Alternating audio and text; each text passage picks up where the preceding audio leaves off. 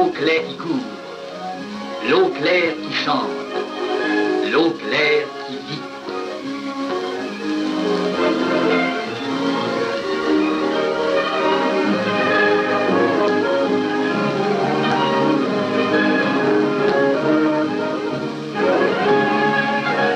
L'homme s'est attaché à dompter cet élément généreux et superbe. Il domine l'eau par la navigation. Il capte son énergie pour faire tourner ses machines. Mais malgré le génie de l'homme, l'eau demeure un élément indompté.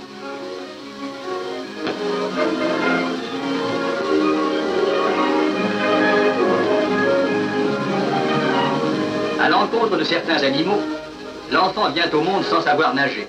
L'enfant n'aime pas l'eau. Il faut la lui faire aimer. Et bientôt, elle est sa grande amie.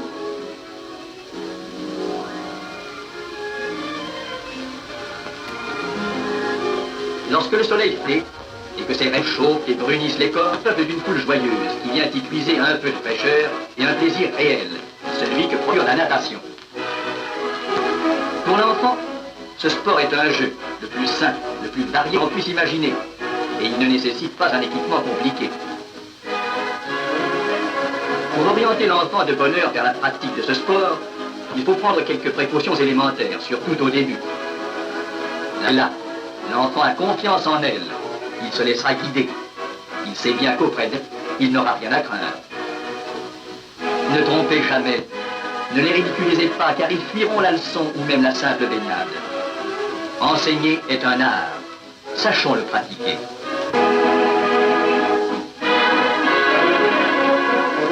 Pas une leçon rebutante, ni même un bain forcé, mais une partie de plaisir, où la gaieté jaillit en gouttes claires.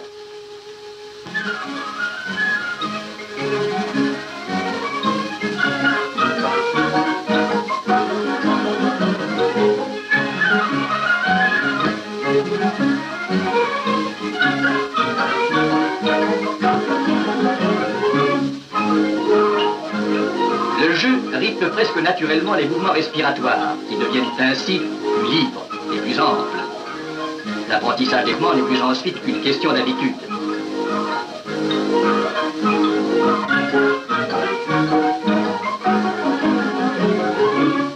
L'enseignement de la natation est particulièrement favorable entre la 9e et la 13e année. L'enfant est alors suffisamment développé pour supporter les différentes variations de température et pour mieux comprendre les explications du maître.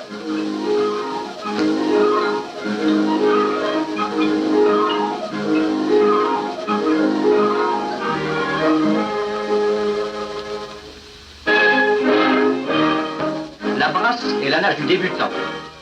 L'étude à sec sert à fixer l'image du mouvement et prépare le corps à l'immersion.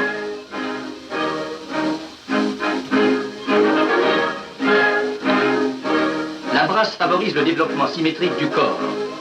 Dans certains cas d'insuffisance respiratoire, de déformation, elle contribue efficacement à l'amélioration générale du sujet.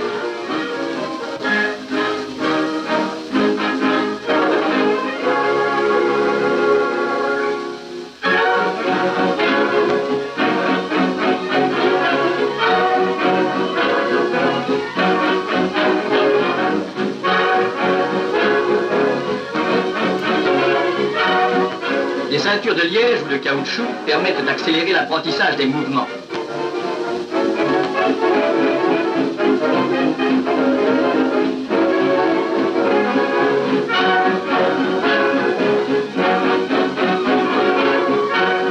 On apprend à nager à tout âge.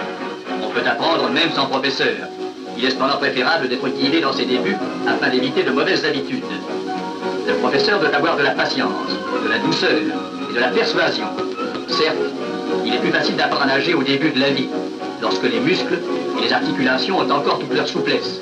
Mais il n'est aucune excuse pour se désintéresser de la natation, à quelque âge que ce soit.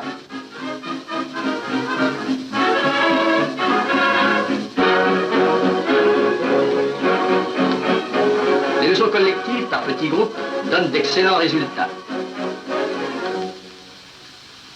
Mais reprenons l'étude des mouvements de brasse. Le premier mouvement consiste à ouvrir les bras, les plier ensuite, les allonger, les porter dans le prolongement du corps, marquer un temps d'arrêt, les bras allongés en avant. Passons aux jambes. Elles restent d'abord immobiles. Sont pliées ensuite, genoux écartés, talons réunis, les pieds dirigés vers l'extérieur. Puis allongés en les ouvrant largement. Et enfin unis pour revenir à la position de départ. Tous les mouvements sont liés. La mise au point de la technique du rythme et de la coordination des mouvements est la dernière phase de l'enseignement de la natation. C'est le perfectionnement.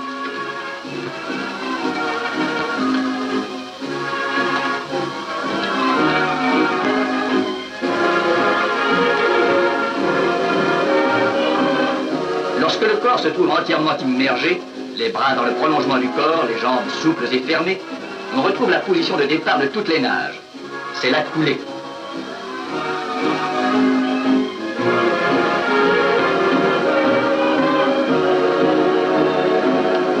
La nage la plus rapide est le crawl. Aucune interruption, si minime soit-elle, ne marque la progression du nageur de crawl. Cette progression est aussi continue et régulière que celle d'un propulsé par une godille.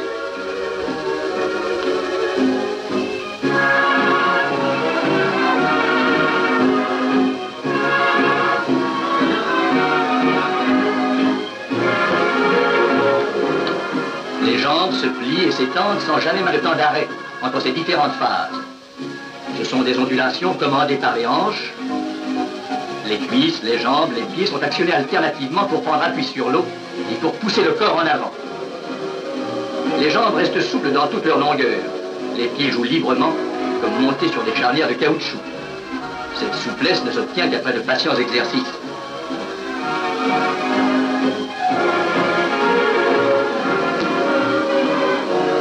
Dans cette nage, les bras jouent le rôle principal. Ils pénètrent dans l'eau et, avec l'appui de l'épaule, exercent une pression continue sur la masse liquide à la manière des pales d'un bateau à roues.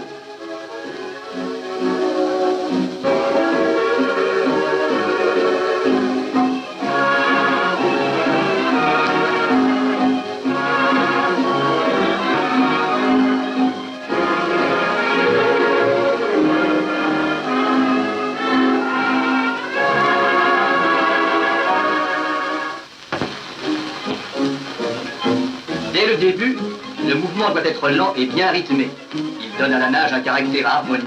Une légère rotation de la tête sur le côté permet l'inspiration qui est buccale. L'expiration, à la fois buccale et nasale, se fait pendant l'action de la face.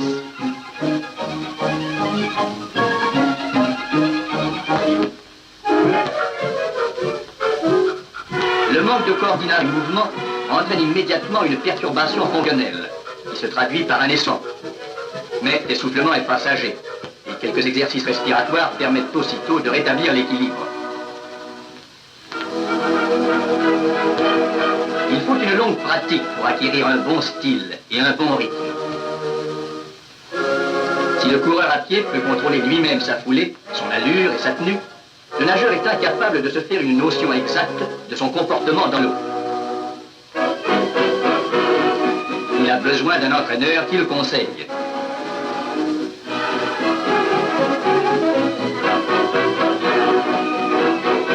Connaissant les facultés de son élève, il lui fera acquérir un style personnel qui cependant conservera le caractère du style de base.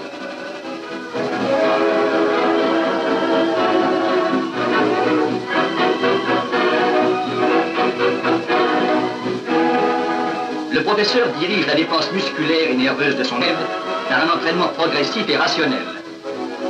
Pour chaque sujet, la dépense physique devra être proportionnelle à sa résistance. Et la fatigue musculaire ne devra jamais être préjudiciable à sa santé.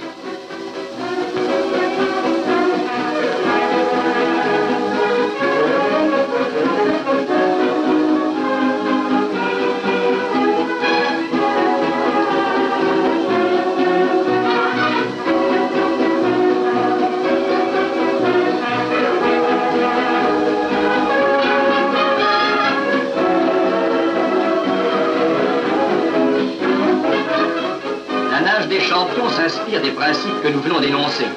Et pourtant, le style des spécialistes de grand fond diffère profondément de celui des nageurs de demi-fond ou de celui des nageurs de vitesse.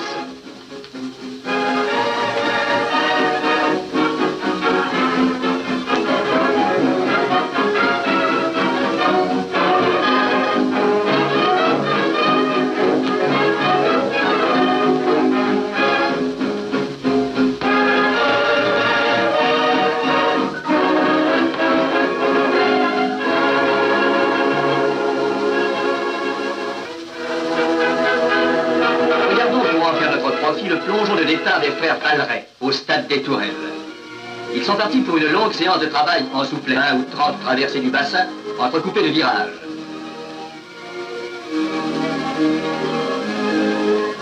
Mais si Jean Valeret est surtout un spécialiste du crawl, son frère Georges est particulièrement doué pour la nage sur le dos. Le départ en dos crawlé se prend immergé. Que le corps est lancé, les bras pénètrent alternativement dans l'eau en suivant la ligne des épaules. Les mains passent sous l'eau parallèlement au corps, comme les baguettes d'une canadienne. Le mouvement de propulsion est continu. La respiration, à l'air libre, rythmée par le mouvement des bras. Les vires se prennent en culbute.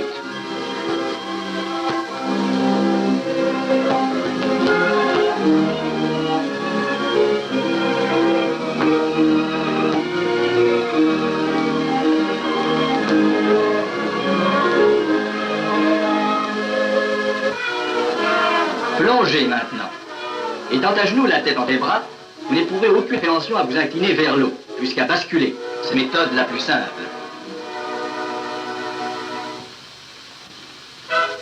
Ce n'est pas celle des champions de haut vol. Pour la première fois, la caméra a fixé pour vous les impressions du plongeur s'élançant dans le vide. La chute atteint 60 km à l'heure. Impressionnant, n'est-ce pas?